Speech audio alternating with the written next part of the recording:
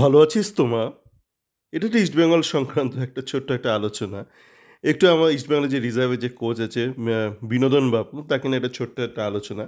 তার গতকাল একটা ইন্টারভিউ নিয়ে মানে অনেকে বেশ বেকায়দায় পড়েছে। মানে যারা বিনোদন বাবুর মানে খুবই ঘনিষ্ঠ ফ্যান বা খুবই একনিষ্ঠ ফ্যান, ঘনিষ্ঠ বলা ঠিক নয়, একনিষ্ঠ ফ্যান, তারা খুব বিপদে পড়েছে। কেননা বিনোদন বাবুকে জিজ্ঞেস করা হয়েছিল রিজার্ভ টিম নিয়ে। তো উনি বলেছেন যে রিজার্ভ টিমে যেরমভাবে বলে, একটু বলে একটু হাসে, একটু বলে একটু হাসে, ওইভাবে বলছে এই রিজার্ভ টিমে মাইনে খুব কম পায়, খেতে খুব কম, খুব খারাপ, খাবার দাবার খারাপ, থাকার ব্যবস্থা খুব খারাপ, ট্রেনিং ফেসিলিটি একদমই খারাপ, সব কিছু আইএসএলের প্লেয়াররা পায়। তো এটা দেখা মানে এটা আমি শেয়ার করেছি আমার টুইটার চ্যাট ফোরামে এই জায়গাটা। তো সেটা দেখে অনেকে খুব মানে বিপদে পড়েছে, বলছে আপনি এটা কেন এইভাবে দিলেন? উনি তো সমস্ত আইএসএল ক্লাব নিয়ে বলেছে, শুধু ইস্টবেঙ্গল নিয়ে বলেনি। তা আমার কথা হচ্ছে, আমি তো ইস্টবেঙ্গল নিয়ে আলোচনা করব নাকি?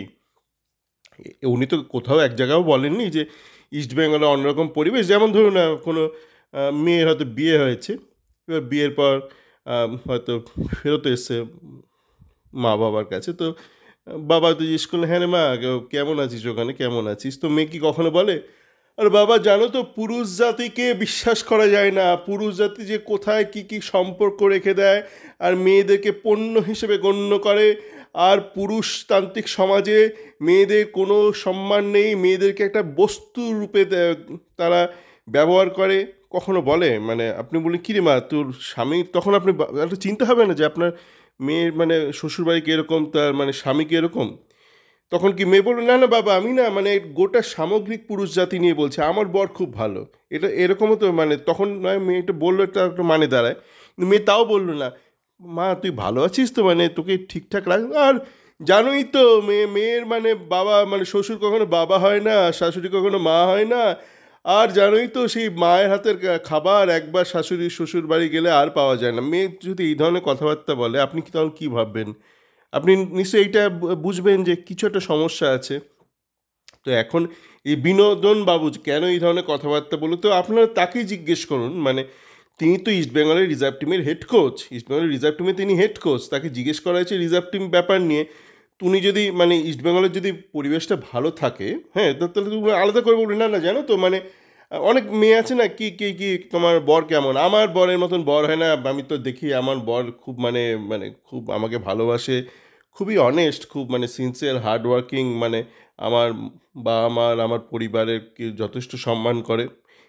আমি তো যা দেখি সব আশপাশের বড়রা কীরকম, তো সাধারণত এরকম অনেকে বলে, হ্যাঁ। কিন্তু গোটা ইন্টারভিউতে বিনোদনবাবু কিন্তু কখনো একবারও বলেনি যে ইস্টবেঙ্গলের রিজার্ভ টিম ভালো। তিনি ইস্টবেঙ্গলের রিজার্ভ টিমকে নিয়ে যখন উনি আলোচনা করছেন এবং যখন এই ধরনের কথাবার্তা বলছেন, খাবার খুবই নিম্নমানের খাবার দাবার, টাকা প্রায় পায় না ছেলেমেয়েরা, ছেলেরা রাদার, মেয়েরা নয়।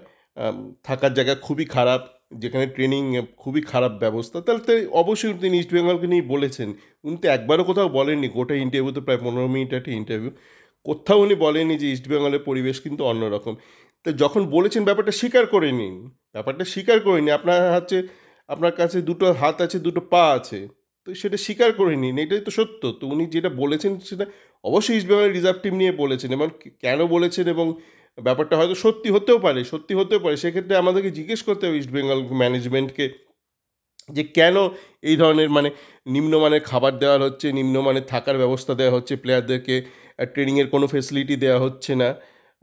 এগুলো আমাদের জিজ্ঞেস করতে হবে, ইস্টবেঙ্গল ম্যানেজমেন্টকে জিজ্ঞেস করতে হবে, নিতুকে জিজ্ঞেস করতে হবে যে বিনোদনবাবু কেন এই অভিযোগগুলো লন্ডনের মাটিতে বসে, ইউকের মাটিতে বসে করলো ইস্টবেঙ্গলের বিরুদ্ধে। এবং বিনোদনবাবু আরও অনেক ব্যাপার বলেছে।